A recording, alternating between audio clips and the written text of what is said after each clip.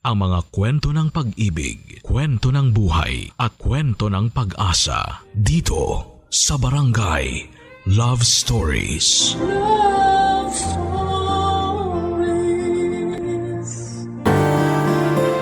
Hindi madaling tanggapin pabalik ang isang taong nang iwan ng walang paalam. Yung taong akala mo ay mapagkakatiwalaan mong palaging nandyan pero sa huli ay mawawala rin naman. Ikaw, kabarangay, sino ba ang taong nang iwan sa'yo na sobra mong pinagkatiwalaan? Dear Papa Dudut, ako nga pala si Manilyn, 18 years old sa kasalukuyan at gusto ko lang i-share sa inyo ang naging buhay naming pamilya noong namatay ang aking nanay noong 13 years old pa lamang ako. Hindi madaling mawala ng magulang sa murang edad, Papa Dudut. Lalo na kung nanay mo ang nauna. Hindi yun madaling tanggapin ng buong tahanan. Nagkaroon ng malubhang sakit ang nanay ko at wala kaming sapat na pera para idala siya sa ospital. Umasa kami sa mga pinapahid ng lola ko sa kanya. Ang tatay ko naman at ang 17 anyos na kuya ko na si Bert ay panay ang linis ng altar bilang paghingi ng tulong sa Diyos. Pero walang nagawa lahat ng mga efforts namin para mabuhay si nanay. Sobrang sakit at para bang pati kami ay namatay noong pumanaw si nanay. Siya ang nagbibigay ng liwanag at pagmamahal sa aming tahanan. Nagdilim at kumupas na ang lahat pagkatapos niyang lumisan sa mundo. Ang Kuya Bert ko na madalas kong kasama at kakwentuhan noon ay biglang umiwas at lagi na lamang tahimik. Ramdam mo kahit sa malayo ang galit niya. Ang lola ko ay pinipilit magpakatatag sa pagkamatay ng anak niya at para sa aming mga apo niya. At si tatay, ayon, walang ibang ginawa kundi ang ibuhos sa alak at galit ang lahat ng nararamdaman nitong pagluluksa kay Nanay Papa Dudut.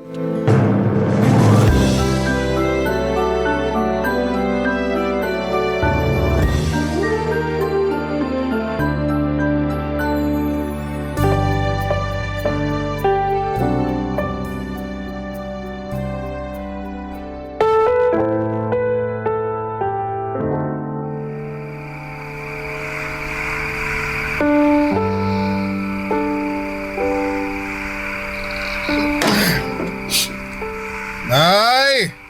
Manilyn! Bert! Andyan ang tatay mo. Oh, nandito lang pala kayong maglola sa kwarto eh. Anong ulam? Wala nang natira para sa'yo. Pinakain ko na lahat sa mga anak mo. Lang yan naman. Ako nagtrabaho para sa ulam na yon pero ako pa tong naubusan. Eh kung umuwi ka lang sana ng maaga, di sana nakihati ka pa sa mga anak mo kanina. At para sabihin ko sa'yo, pinagkasya ko lang ang kakaunting ulam na yon para sa aming tatlo. Inutang ko pa yun sa karinderya kanina dahil wala ka namang iniwang pera. Eh sa wala nga eh. Ano magagawa ko? Ganon na lang ba yon? Pag wala na, di nagagawa ng paraan. Eh para naman tanga to si nanay oh. Paano pa nga magagawa ng paraan pag wala na? Oy, Manilyn. Ipagtimpla mo na nga lang ako ng kape sa kusina.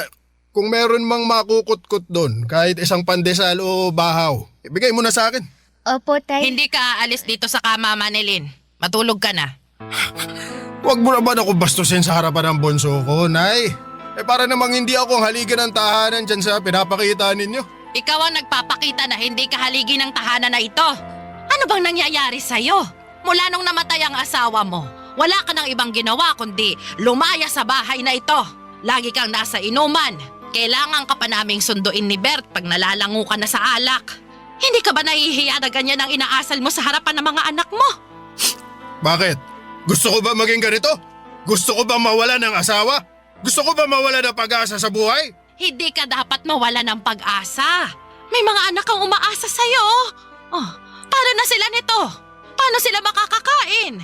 Paano makakapasok sa eskwela kung walang baon? Kahit pamasahe man lang. Kahit piso, wala kang iniiwan para sa kanila. Babawiin na lang ako sa susunod. Nako, ganyan din ang sinabi mo nung isang linggo. Anak, umaandar ang orasan. Hindi yun hihinto dahil sa kahihintay sa'yo na makabawi sa mga anak mo. Ano nga magagawa ko? Tinanggal ako dun sa tindahan na pinapasukan ko. Tinanggal? Ano na naman bang ginawa mo? Nagnakaw ako ng isang delata. Gutom na ako nun eh. Hindi ko na napigilan ang sarili ko. Hindi ko naman alam na isusumbong pala ako ng kasamahan ko.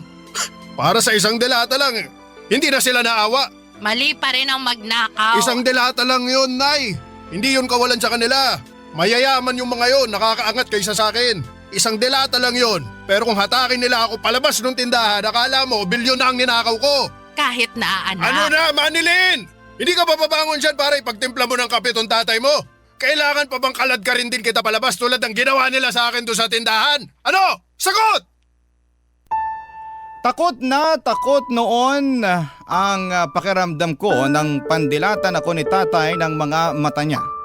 Hindi ko alam kung susunod pa ako sa kanya pero tumingin si Lola sa akin at saka tumango. Isang senyales para sumunod na ako sa tatay ko. Pagkalabas ko ng kwarto ay agad na sinarado ni Lola ang pintuan. Pakiramdam ko ay may pag-uusapan silang importante at hindi ko yon pwedeng marinig. Kaya nga siguro ako pinilit ni tatay na magtimpla ng kape ay para hindi ko marinig ang pagkadurog ng pagkalalaki niya dahil hindi na siya matibay na haligi ng aming tahanan. Maayos naman po si tatay noon. Masipag at ginagawa ang lahat para mabuhay kaming pamilya. Kung ano-anong racket ang pinapasukan niya. Parang hindi niya ramdam ang pagod lalo kapag sinasalubong siya ni nanay ng mainit na kape pagka uwi ng bahay. Si nanay ang nagpapakalma at nagtatanggal ng pagod ni tatay. Kaya naiintindihan ko si tatay kung nandilim ang payapan niyang buhay mula nang namatay si nanay. Pero paano naman kami ni Kuya Bert na mga anak niya? Hindi ba siya gagawa ng paraan para sa amin? Mabaling ang atensyon niya, Papa Dudut.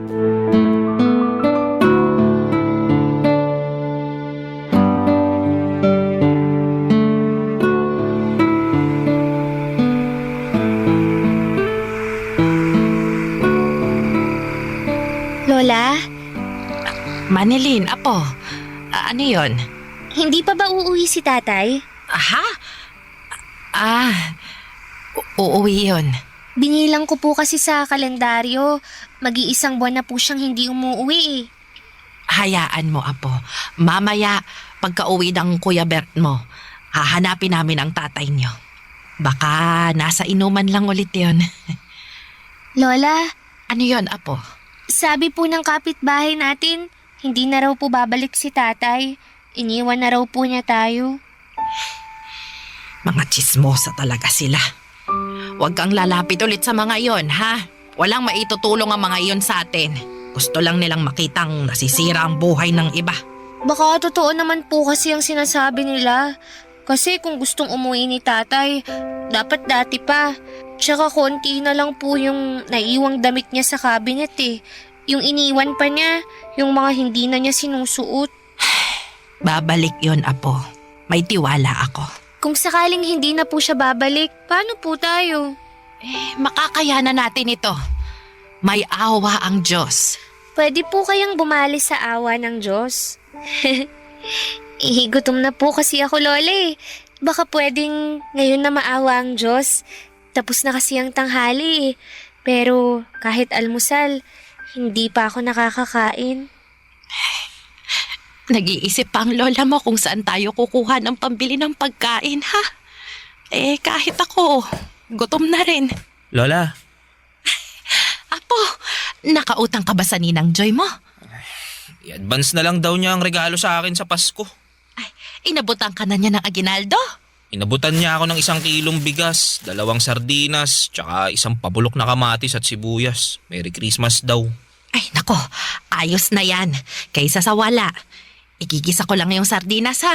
Yung kalahating kilo ng bigas, gagawin kong lugaw sa susunod na araw. Yung kalahati, kanin natin ngayon. Dadamihan ko na lang yung tubig ng kanin para mas umalsa at magbukang marami. Pero Lola, ayaw niyo po ng basang kanin, di ba? Hindi na ngayon. Kailangan kong damihan ng tubig para may makain at mahigop kayong am. Am? Eh di ba yun yung pinapainom sa mga batang walang pambili ng gatas? Ginagawa nyo naman kaming bata, Lola eh. Nakakawala ng matinding gutom ang am. Mabuti na yon kesa mabiting kayo sa pagkain. Kailangan nating magtipid ngayon lalo Iniwan na... na tayo ni tatay. Hindi tayo iniwan ni tatay. Babalik pa siya, sabi ni Lola. Baka nasa inuman lang daw siya. Sunduin nyo na mamaya, ah. Ano sinasabi mong babalik si tatay? Manilin, iniwan niya na tayo. Hindi totoo yan. Di ba, Lola? Ikaw ang nagsabi na babalik pa si tatay. Sabihin nyo na ang totoo, Lola. Huwag nyo nang paasahin to si Manilin. Oo na. Hindi na babalik ang tatay nyo dahil iniwan niya na tayo. Nahuli ko siya nung araw na tumakas siya habang tulog kayong dalawa. Hindi ko na siya hinabol kasi alam kong ayaw niya na rin dito. Kaya mula ngayon, wala nang kahit anong usapan tungkol sa tatay nyo para makalimutan na natin siya. Isipin nyo na lang nakasama na siya ng nanay nyo sa kabilang buhay para hindi na kayo umasa pa na makakabalik pa siya. Naiintindihan nyo ba? Kahit galit si Lola noon ay nakita ko pa rin sa mga mata niya ang lungkot sa pagkumpirma sa amin na iniwan na kami ni tatay. Para sa 13 anyos na batang katulad ko ay hindi yon madaling tanggapin at iproseso.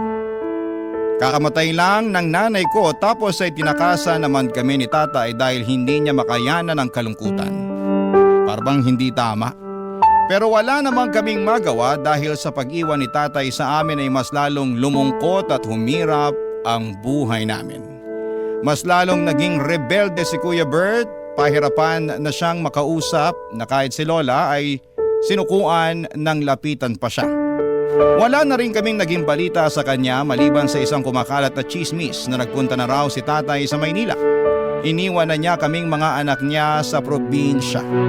Pagkatapos noon ay inisip na lang namin na patay na rin si tatay.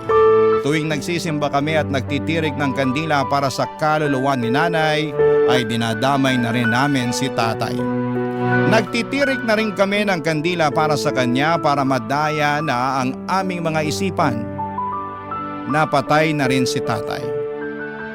Ang hirap namang magluksa sa isang taong buhay pa pero mas piniling huwag magparamdam. Papa Dudut. Barangay Love Stories. Barangay Love Stories. Makalipas ang 2 taon ay nasanay na kaming wala si tatay sa tabi natin. 15 anyos ako noong nagsimula na akong magtrabaho at tagabantay ako ng baby ng teacher ko. Kapalit noon ay siya ang nagpapaaral sa akin. Binibigay na rin niya ang mga tira-tira nilang pagkain para may maiuwi ako sa amin. Paminsan-minsan ay inaabutan ako ng kaunting barya para may maiabot ako kay Lola na panggastos namin sa bahay. Si Lola naman ay namumulot ng mga natapong palay sa kiskisan para merong kaming bigas. Naglalabandera na rin siya sa isang teacher ko, Papa Dudut. Nagtutulungan kami ni Lola para makaraos sa buhay. Maliban kay Kuya Bert. Mula noong inabandona kami ni tatay ay mas tumindi nga ang pagre-rebelde ni Kuya Bert. Halos hindi na ito umuuwi ng bahay. Lagi namin siyang sinusundo ni Lola sa mga pinupuntahan niyang inuman. Dati si Lola at Kuya Bert ang sumusundo kay tatay sa inuman. Pero ngayon, kami na ni Lola ang sumusundo kay Kuya Bert pag wasak na ito sa inuman. Hindi man umiimik at nagreklamo si Lola pero ramdam ko ang kalungkutan niya, Papa Dudut. Kaya hanggat maaari ay hindi ko siya binibigyan ng sama ng loob o masamang balita. Wala akong ibang ginagawa kundi ang protektahan ang nararamdaman ni Lola, Papa Dudut.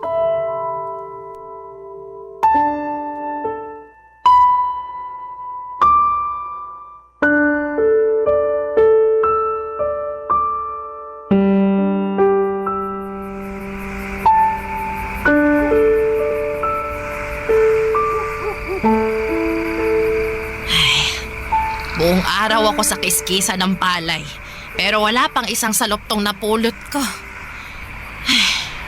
Nakausap mo na ba ang mga guro mo? Wala ba talagang magpapalabas sa kanila? Kahit mga kurtina lang. Wala raw po eh. Kailangan daw nilang magtipid muna ngayon kasi madedelay din daw po yung pasahod sa kanila.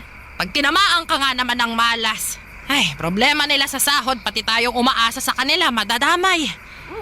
Lola, Ano yon? Sa susunod daw po na pasukan, hindi na raw muna ako pag-aaralin ng teacher ko. Kasi kapos din daw sila sa budget eh. Tsaka sabi nila, hindi na rin daw kailangan ng mag-aalaga sa anak niya. Sabay-sabay na talaga ang mga problema. Pasensya na po, Lola. Bakit ka naman humihingi ng pasensya, Apo? Hindi mo naman kasalanan tong nangyayari sa atin ngayon eh. Pasensya na po kasi wala akong maitutulong para gumaan ang buhay natin. Pambihira kang bata ka. Wala kang ang dapat gawin eh. 15 anyos ka pa lang. Bata ka pa lang at dapat pag-aaral lang ang inaatupag mo. Pero dahil may tatay kang batugan at makasarili, kaya andito ka ngayon sa tabi ko. Kasama kong namomroblema sa gastos. Akala ko po ba hindi na natin babanggitin si tatay? Pasensya ka na, Apo, ha? Nadala lang ako ng emosyon ko eh. Nakokonsensya lang ako na ikaw tong nagdaramdam dahil wala kang maitulong para mabuhay tayo. Hindi mo naman to obligasyon, pero ikaw ang nakakaramdam ng hiya. Ay, kung meron lang sanang hiya ang tatay mo, wala tayo sa ganitong posisyon eh. Paano po kaya kung hanapin natin si tatay? Pumunta tayo ng Maynila. Apo, masyadong malawak ang Maynila. Hindi magiging madali ang paghahanap sa kanya. At hindi biro ang maghanap ng taong ayaw naman magpahanap. Hindi ko pa rin po kasi maintindihan kung bakit kailangan ni tatay na mang-iwan. Naalala mo pa ba yung sinabi ko sa'yo noon tungkol sa paraan ng mga tao para magpakita ng lungkot? Ay, may mga tao na kapag tinamaan ng lungkot, bigla na lang mang-iiwan, bigla na lang tatakas. Malungkot din naman tayo, Lola. Pero bakit hindi tayo tumakas? Bakit hindi tayo ang nang iwan? Kasi kabilang tayo sa ibang mga tao na kapag nalulungkot, mas lumalaban. Kaya kahit mahirap, Manilin, lalaban tayo, ha, Apo? May mga araw na hindi tayo makakakain. May mga araw na magtsatsaga na naman tayo sa Pero sa mga araw na yon, samahan mo akong lumaban, ha? Kasi hindi ko makakaya ng lumaban ng mag-isa. Gusto ko kasama kita.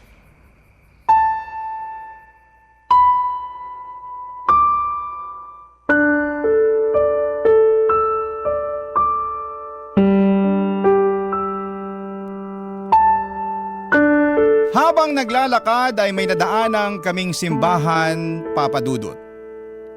Simbahan po yun na iba ang relihiyon. Pero pumasok kami para magdasal. Walang ibang laman ang dasal namin kundi bigyan kami ng Diyos ng kaunting pagkain para makatulog kami nang hindi kumakalam ang sikmura namin. Pagkalabas namin ng simbahan, may lumapit sa amin ang mga miyembro ng simbahan. Inabutan kami ng mga siopaw at juice. Extra daw nila yon mula sa outreach program na dinaluhan nila.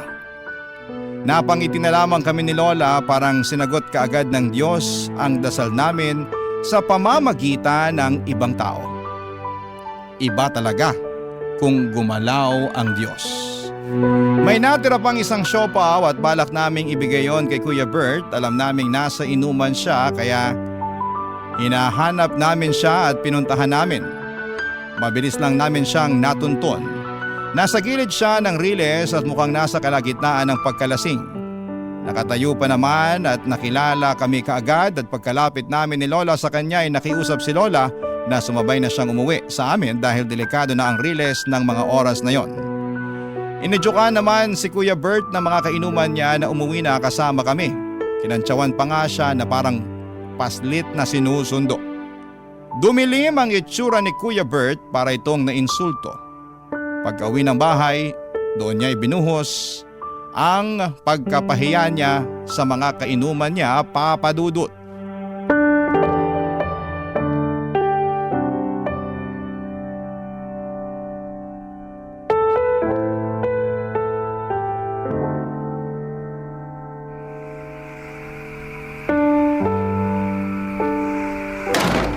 Ayo, masaya na kayo maglola na napauwi niyo na ako. Oo, masaya kami. Kasi makakatulog na kami ng hindi nag-aalala kung saang lupalop ka na naman ng mundo nakarating. Bakit kailangan nyo mag-alala? Alam nyo naman kung saan ako mahanap palagi, di ba? Kung saan may alak, nandun ako. Doon nyo ako maaamoy. Naku, ikaw talagang bata. Mabuti pa, Kuya Bert. Matulog ka na para mawala na yung kalasingan mo. Huwag mo nga akong utusan, Manilyn, ha? Ako kuya mo. Hindi kita inuutusan. Gusto ko lang magpahinga ka para makapagpahinga na rin kami ni Lola. Di magpahinga kayo. Kailangan ba may grupong pagpapahinga? Hawa ko ba yung mga talukap nyo sa mata para pigilan kayong matulog? Apo, gusto lang naming makasabay ka magpahinga. Gabi na rin. Nakakahiya sa mga kapitbahay kung madidinig nila tayong nagpapataasan pa ng boses dito. Gusto mo bang maging laman na naman tayo ng usapan dyan sa kanto? Ano ba pakialam nila? Hoy, mga chismoso't pakialamerong mga kapitbahay! Good evening! Kuya Bert, ano ba? Nag-e-eskandalo ka na naman eh. Kami na naman ni Lola ang mapapahiya sa ginagawa mo. Alam mo, para kasi nanay nung nabubuhay pa eh. Bungangera ka! Pagtimpla mo na nga lang ako ng kape ko. Abutan mo rin ako ng anumang pwedeng makutgut dun sa kusina. Dali na, Manilyn! Alam mo, para kang si tatay. Ano sabi mo? Bert, Manilyn, matulog na kayong dalawa, ha? Bukas din hindi nyo na maiisip tong Walang matutulog hanggat hindi ko natuturuan ng leksyon tong si Manilyn. Bakit mo ako tuturuan ng leksyon? Di ba para yun sa mga nagkakamali? Wala namang mali sa sinabi ko ah. Totoo namang para ka ng si tatay. Basta gulero, lasinggero, walang kwenta. Bastos na bata ka! Bert! Bert, bakit mo sinaktan ang kapatid mo? Manilyn, Apo, ayos ka lang ba? Di lang yan ang aabutin mo, Manilyn. Sa susunod na bastusin mo pa ako. Di kita pinastos! Nagsabi lang ako ng totoo! Tama na, Manilyn. Ha? Parang awa mo na, Apo. Tama na, Apo. Sasaktan ka ba sa katotohanan, Kuya Bert? Habang tumatagal, kumagaya ka na kay tatay! Wag na wag mo akong ikukumpara sa walang kwenta nating ama, ha? Hindi ako katulad niya! Tama na! Tama na ako! Bawiin mo ang sinabi mo! Hindi! Ayoko! Talagang gusto mong masaktan palalo, ha? Ako na lang ang babawi! Hindi ka katulad ng tatay mo, Bert! Hindi! Kaya tama na! Huwag na kayo magsakit ang magkapatid! Noong nabubuhay pa si nanay, madalas namin siyang kasama ni Kuya Bert sa paglalakad tuwing hapon. Ito ang paraan ni nanay para makausap kami ng kalmado ni Kuya Bert. Para may malaman siya tungkol sa mga pinagkakaabalahan at nararamdaman namin. Napakasaya noong buhay pa si nanay, Papa Dudut. Hindi kami nagtatrabaho ni Kuya Bert at ini-enjoy lang namin ang pagkabata. Lagi kami sa bubungan tuwing gabi at sinusubukang bilangin kung gaano karami ang mga bituin sa langit. Pero mula nang namatay si nanay ay hindi na kami umakyat pa ni Kuya Bert sa bubungan. At ewan ko kung bakit parang wala na akong nakikitang bituin sa kalangitan. Parang lagi na lang madilim. Paborito ni Kuya Bert si nanay, kay nanay nagsusumbong si Kuya Bert. Oras na magkausap na silang dalawa ay makikita mo na agad ang ngiti ni Kuya Bert. Pero mula noong namatay si nanay ay hindi ko na ulit nasilayan ang ngiti niya. Mas lalo lang nabaon sa limot ang mga ngiti ni Kuya Bert nang inabandona kami ni tatay. At hindi namin alam ni Lola kung posible pa kaming makapag-alok ng magandang dahilan para maibalik ni Kuya ang dating ngiti niya, Papa Dudut.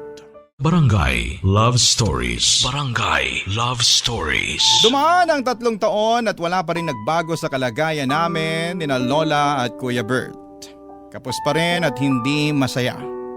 Mabuti na lamang talaga at meron kaming sariling bahay. Malit man ang aming bahay na minana pa namin sa lolo namin ay ayos lang. Kung wala ang bahay namin yon ay baka matagal na kaming naging palaboy.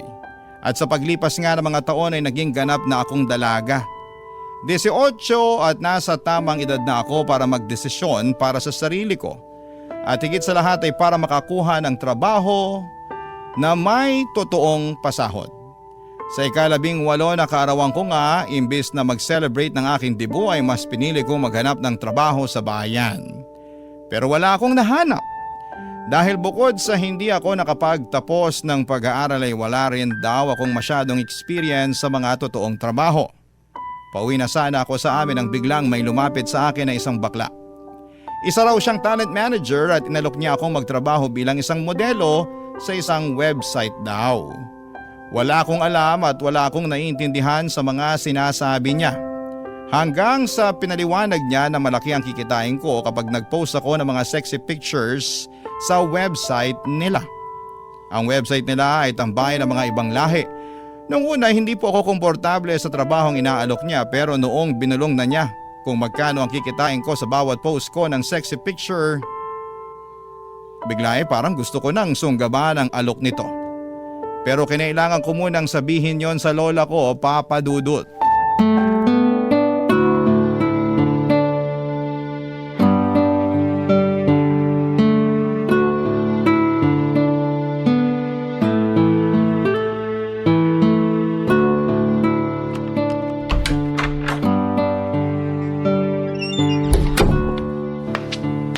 Lola, nakauwi na po ako. Manilin! Akala ko gagabihin ka pa ng uwi. Nasuyod ko na po yung buong bayan. Nahirapan po akong maghanap ng trabaho. Hayaan mo, Apo. Sa susunod, meron na magtitiwala sa'yo na aluking ka ng trabaho. Ay, gutom ka na ba? Kasi may inabot sa aking pansit bihon yung mga taga-barangay hall. Natira daw nila mula sa birthday nung sekretarya ni Kapitan. Halika na, samahan mo akong kumain habang mainit pa yung pansit.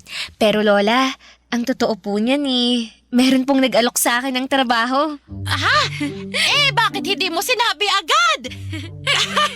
Ayun naman pala! Saan ba yan, ha? Anong trabaho? Anong gagawin mo? Magkanong sahod? Malaki po ang pasahod. Doon ako sigurado. Salamat po, Diyos ko! Nagbuga rin lahat ng ipinagdasal natin. Makakaraos na tayo sa buhay, Apo! Sana nga po. Sana ito na po ang solusyon. Iyan na talaga ang solusyon. Nako, makakatikim na ako ng kapeng barako. Hindi na ako magtsatsaga sa maligamgam na am. Ay, magkwento ka nga, Apo. Ano bang trabaho yan? Modeling po, Lola. Modeling? Yung magpapapicture po ako tapos ipopost sa internet. Yung parang artista ba? Ay, naku, mukhang sisikat ka riyan, Apo.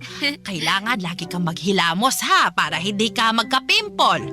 Tapos, dalasan mong pagligo para hindi ka magkaroon ng libag. Ano bang klaseng mga litrato raw bang kukuhanan sa'yo? Lola, bale, sexy po. Sexy na pictures. Sexy na picture! Opo, tapos ipopost daw po sa internet. Pag nakita yun ng mga ibang lahi, pwede nilang bilhin yun. May komisyon ako sa bawat sexy picture na yun, Lola. Sabi ng baklang manager sa akin kanina, marami na raw siyang alaga na nakapagpatayo ng bahay dahil naging model sila. Gusto ko rin nun, Lola. Mapapalaki na natin tong bahay. Mapapalitan na natin yung mga butas na bubong. Makakabili na tayo ng bagong ref. Tsaka pupunuin ko yun lagi ng pagkain. At yung kape nyo, di ba? Matagal yun ang gustong makatikim ng kapeng barako. Makakabili na tayo nun kahit walang okasyon. Ganun kalaki ang kikitain ko sa pagmamodel, Lola. Apo, hindi ko yata gusto ang pagmamodel-model na yan, Parang mali, Maglalagay ka ng mga sexy na litrato sa computer? Sa internet po. Sa internet at pagpepiestahan nyo ng mga ibang lahi. Hindi naman pagpipiestahan, Lola. Hindi naman ako parang handa sa piyesta na matitikman nilang lahat. Alam mo na kung anong ibig kong sabihin, Apo. Di ba, Lola? Ang tagal na nating pinagdarasal na umasenso. Baka ito na po yung sagot ng Diyos sa mga dasal natin. Ito na yung blessing niya para sa atin. Ito yung sagot. Yung magpapakita ka ng katawan mo sa ibang tao. Ay, kailan pa ginawang blessing yun ng Diyos, ha? Lola, kailangan ko tong tanggapin. Kasi kung hindi, anong kakainin natin bukas? Kaya niyo pa bang humarap sa mga tindahan dito sa barangay natin para mangutang? Kaya niyo pa bang tiisin yung masasakit nilang salita at irap habang inaabutan kayo ng mumurahing sardinas? Kasi ako, Lola, ayoko na. Para maiba naman ang kapalaran natin. Maiba ang kapalaran. Gusto mo nang makasalan ng kapalaran. Yun ba, Manilin? Ako ayoko. Hindi ko hahayaan na gamitin mo ang katawan mo para mabuhay tayo. Hindi bali nang may butas ang bubungan natin. Hindi bali nang hindi ako makatikim ng kapeng barako o makaranas ng ref na puno. Kahit pa mas lumabo ang mga mata ko kakapulot ng mga butil ng palay sa kiskisan. Ayos lang. Basta wag mo lang ihain ang katawan mo sa ibang tao. Yun na nga ang kinakatakutan ko, Papa Dudut. Ang pagtanggi ni Lola sa plano ko. Wala rin naman akong nagawa at sinunod ko pa rin ang gusto niya. Masyado nang maraming pinagdaanan si Lola sa buhay. Ayoko na yung dagdagan pa, kaya naman binako na rin ang number ng baklang manager na nakausap ko. Para hindi na ako matukso na lapitan siya para ibenta ang mga picture ng hubad na katawan ko. Habang tumatagal ay naiintindihan ko na si Lola mahirap ang buhay, oo, pero hindi magandang solusyon ang iladlad ko ang hubad kong katawan sa ibang tao para pagnasaan. Kaya naman bumalik na lamang ako sa mas alam kong trabaho, ang maging kasambahay. Maswerte na lang at natanggap akong kasambahay sa isang konsihal namin. Ayos na ang pasahod, stay in ako at 2 araw lang ang day off ko sa loob ng 1 buwan. At ginagamit ko ang day off na yon para umuwi kay Lola at iabot ang naipong kong sahod. Halos lahat ng sahod ko ay inaabot ko kay Lola dahil wala naman akong ginagastos sa trabaho ko. Libre naman po ang lahat, Papa Dudut. Kaya natutuwa si Lola kasi nagkakaroon na ng laman ang ref namin kahit na hindi yon masyadong napupuno tulad ng pangarap namin. Hindi na rin niya sinosobrahan ang tubig ng sinaing para magkaroon ng Kahit papaano ay umaayos na ang buhay namin. Hanggang isang araw sa pag-uwi ko sa bahay ay ginulat ako ng mga nabalitaan ko.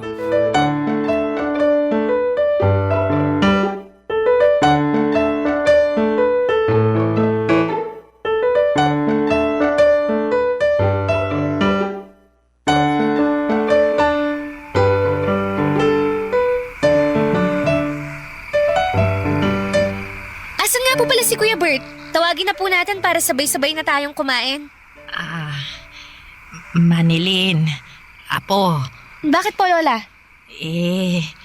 mag-iisang buwan na kasing hindi umuwi ang Kuya Bert mo. Ano? Baka nasa inuman lang ulit yun. Alam niyo naman kailangang laging sunduin yun para makauwi eh. Ay nako, tara po at sunduin na natin siya para makakain na po tayo. Pinuntahan ko ng lahat ng tinatambayan niya tuwing nakikipag-inuman siya. Wala siya roon. Kahit sa Riles, wala. Di, sa pulisya na tayo lumapit. Magpatulong tayo para mahanap si Kuya Bert. Naku naman, Lola. Bakit kasi ngayon nyo lang to sinabi sa akin? Binilhan ko nga kayo ng cellphone para balitaan nyo ako sa mga nangyayari dito sa bahay habang wala ako eh. Ayaw lang kitang mag-alala sa paglalayas ng Kuya Bert mo. Paglalayas? Ibig nyong sabihin, alam nyong naglayas si Kuya Bert? Oo, Apo. Bakit daw? Nag-away ba kayo ulit? Anong nangyari? Kasi, Apo, may bumalik dito. Bumalik? Ay, nandito na ako. Umutang ako ng pakbet para makakain naman tayo ng gulay. Bayaran nyo na lang kapag nagpadala ulit si Manilin. Tay, anong ginagawa mo rito? Manilin, anak. Mabutit na uwi ka na. Lola, anong nangyayari? Bakit nandito si tatay? Nay, hindi nyo ba nasabi kay Manilin na bumalik na ako? Manilin. Lola, bakit niyo pinabalik si tatay? Kasi naaawa naman ako sa tatay mo at sa bagong pamilya niya. May pamilya ka na, tay? Oo, Manilin. May nakilala ako sa Maynila nung lumayas ako rito. May isa na kaming anak. May kapatid ka na ulit. At dito sila tumitira ngayon, Manilin. Habang naghahanap pa ng trabaho ang bagong asawa ng tatay mo. Nalaman ko na maayos daw ang pasahod sa'yo bilang kasambahay, ha? Kaya nagpapasalamat ako kasi nakakatulong ang sahod mo para maambunan kami ng pamilya ko. Salamat, Manilyn, ha? Salamat at hindi ka gumaya dun sa kuya mong si Bert. Shh, mayabang! Walang utang na loob ang kuya mong yun. Alam mo bang ang sasakit ng mga sinabi niya sa akin nung pinatuloy ako rito ng lola nyo? Ayun! Nung walang kumampi sa kanya, lumayas bigla. Mabuti na rin yun para mabawasan naman ang pinapalamon mo rito sa bahay. Balita ko lumaking basagulero yung Bert na yun. Mabuti na lang meron pa akong anak na katulad mo. Matino at saka responsable. Kaya, Manilyn anak, huwag ka sanang magbabago ha. Maging mapagbigay ka pa rin sana lalo sa akin at tatay mo. Wala na akong ibang makakapitan kundi ikaw lang. Masyado na akong matanda para maghanap ng trabaho.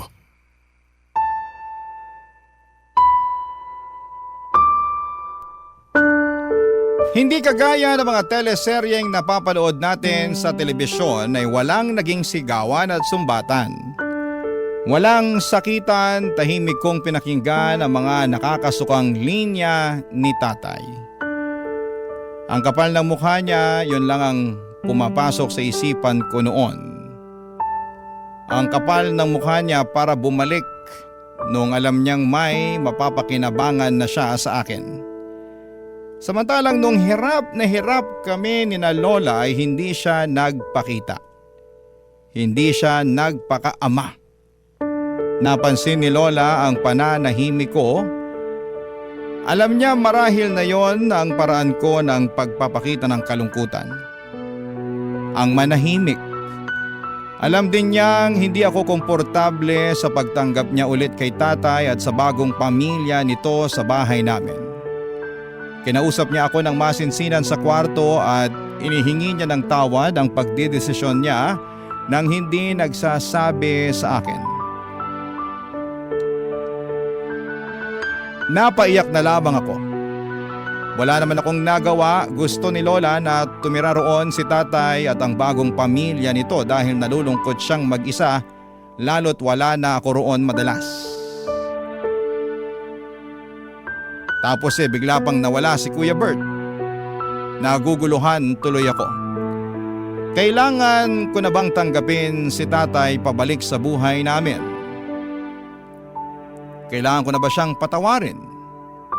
Kasi sa totoo lang, hindi ko pa kaya.